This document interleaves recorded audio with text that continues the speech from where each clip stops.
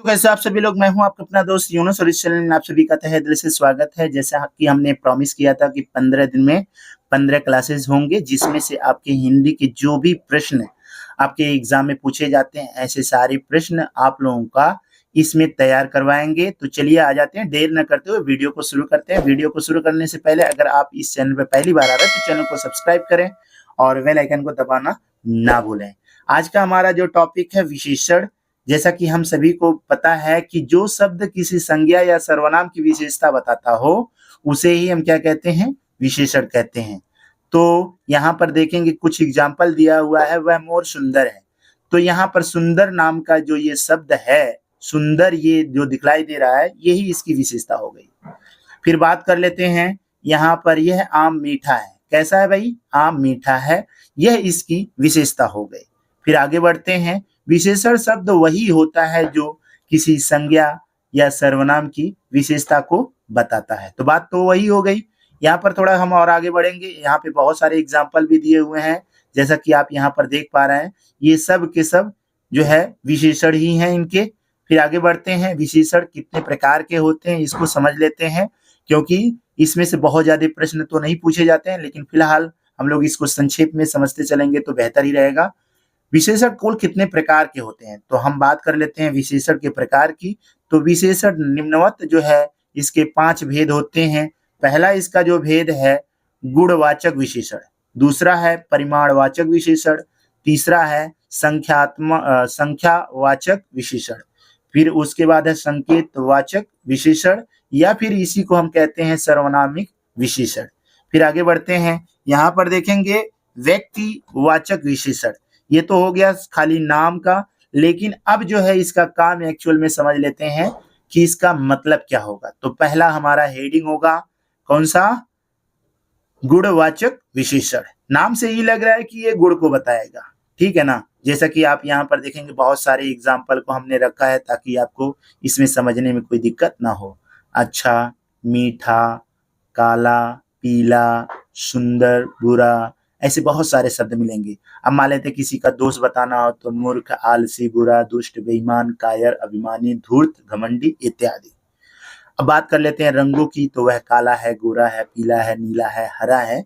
ऐसे हम क्या करते हैं, रंगों से संबंधित किसी चीज की विशेषता बताते हैं। फिर बात कर लेते हैं अस्वस्थ की, तो वह कहता है वह रोगी है, दुबला है, पतला है, अमीर है, गरीब है, सूखा है, गीला है इत्यादि हो गया।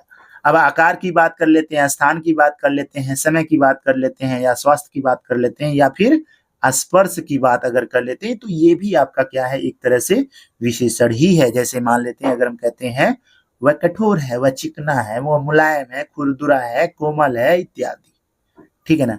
अब ध्वनि की बात हम कर लेते हैं, कहते हैं बहुत बुरा वो गाता है, उसका आवाज बहुत बेकार है। तो कर्कश, तीव्र, मंद, मधुर, सुरीली, ऐसे बहुत सारे शब्दों का हम क्या करते हैं, ध्वनि की हम क्या करते हैं, विशेषता बताते हैं। तो ये सब के सब क्या हो गए, ये गुणात्मक विशेषण हो गए। बात कर लेते हैं दूसरा पॉइंट हमारा क्या है, परिमाणवाचक विशेषण। नाम से ही लग रहा है, परिमाण का मतलब माप तौल से संबंधित ये होगा। किससे संबंधित होगा? नाप तौल से संबंधित होगा। माप तौलना या नाप तौलना जैसा भी हम समझ सकते हैं, ठीक है ना। अब यहाँ मापने की बात करें तो मापन भी 2 प्रकार के होते हैं, एक निश्चित परिमाण, एक अनिश्चित परिमाण।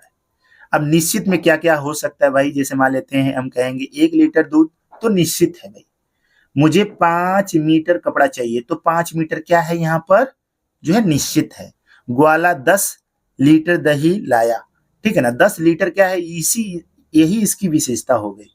2 किलो आम दे दो, तो यहाँ पर जो भी चीजें ये बताई गई हैं, ये सब के सब जो है आपके क्या है, ये निश्चित जो है परिमाण है। अब बात कर लेते हैं अनिश्चित परिमाण क्या होता है, जैसे कम, ज्यादा, थोड़ा, बहुत, अधिक, ठीक है ना। अब देखिए यहाँ पर नीचे कुछ एग्जाम्पल दिए गए हैं, इसको आप समझ लेंगे तो बहुत आसानी से ये चीज समझ में आ जाएगा। मुझे थोड़ा दूध दे दो, तो भाई थोड़ा का मतलब कितना हो गया नहीं पता चल रहा है, ठीक है ना। उसने कई मीटर कपड़ा दान दे दिया, तो मीटर कपड़ा तो दान दे दिया, कितना मीटर दिया नहीं पता है, तो यही इसकी क्या हो गई, विशेषता हो गई। बात कर लेते हैं घर में बहुत अनाज है, कितना अनाज है भाई नहीं पता है, तो ये सब के सब क्या हो गए, विशेषण हो गए। अब बात कर लेते हैं कई लीटर दूध चाहिए, तो ये देखिए ना आप, पूजा के लिए कई लीटर दूध चाहिए, ठीक है ना? तो ये भी क्या है? आपका अनिश्चित है, निश्चित नहीं है। अब बात कर लेते हैं तीसरा, तो तीसरा विशेषण क्या है भाई? इसको हम बोलते हैं संख्यावाचक विशेषण। जैसा कि इससे पहले जो है माप तौल से संबंधित बात हुआ है, वैसे सेम टू सेम ये भी है, लेकिन इसमें संख्या दर्शाया गया है। संख्या मतलब ये भी संख्या में भी कई तरह के हो सकते हैं, जैसे मान लेते हैं संख्या या संज्ञा या सर्वनाम की संख्या बताने वाले शब्द ही संख्यावाचक विशेषण कहलाते हैं। जैसे इसमें निश्चित, अनिश्चित और निश्चित, इसके भी दो हैं। कैसे? चलिए देख लेते हैं। कम, ज्यादा, थोड़ा, बहुत, अधिक, सारे। जैसे कुछ घर कच्चे हैं। कैसे हैं? जैसे घर गांव में जाते हैं तो कुछ कच्चे मकान मिलते हैं, कुछ पक्के मकान मिलते हैं।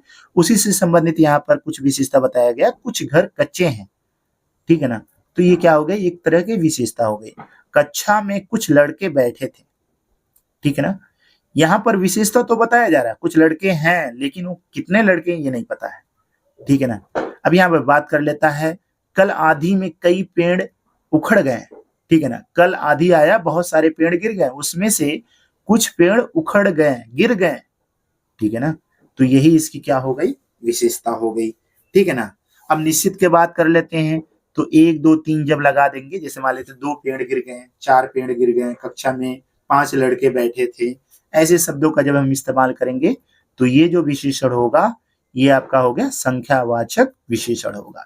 फिर उसके बाद यहाँ पर आप देखेंगे चौथा हमारा जो विशेषण है, जिसको हम कहते हैं सर्वनामिक विशेषण या संकेतवाचक विशेषण।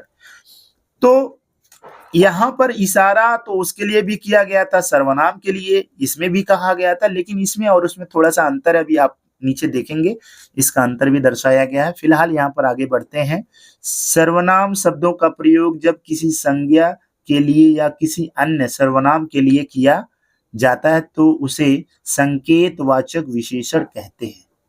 सर्वनाम शब्दों से विशेषण बनने के कारण संकेतवाचक विशेषण या सर्वनामिक विशेषण भी कहा जाता है। जैसे मान लेते हैं, अब यहाँ पर एग्जाम्पल देखिए, वे लोग क्या कर रहे हैं, ठीक है ना? वे लोग क्या कर रहे हैं, यहाँ पे पता नहीं चल रहा है, ठीक है ना? तो वे लोग, यहाँ पे कह रहा है यह घर मेरा नहीं है, ठीक है ना? तो अब आप देख रहे होंगे कि जो है सर्वनामिक विशेषण, जो सर्वनाम और विशेषण में थोड़ा सा डिफरेंसेस मिलेगा आपको। क्या विशेषण मिलेगा? अगर यहाँ पे लिखा रहता है यह एक घर है, यह एक घर है, तो यह एक घर का मतलब क्या हो जाएगा? वो आपका संकेतवाचक सर्वनाम हो जाएगा। लेकिन यहाँ पर लिख दिया जाए यह घर मेरा नहीं है, यह, उसके बाद तुरंत आपका क्या आ जाए? यहाँ पर संज्ञा या सर्वनाम आ जाए, तो उसे हम क्या कहते हैं? सर्वनामिक विशेषण कहते हैं, ठीक है ना?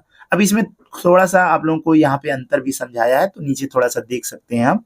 कहता है किसी संज्ञा शब्द के लिए या संज्ञा के स्थान पर आता है, जबकि सर्वनामिक विशेषण संज्ञा से पहले आकर संज्ञा के ओर संकेत करता है। जैसे यहाँ पे कह रहा है यह कार मेरी है, तो ये क्या हो गया? एक तरह का विशेषता हो गया।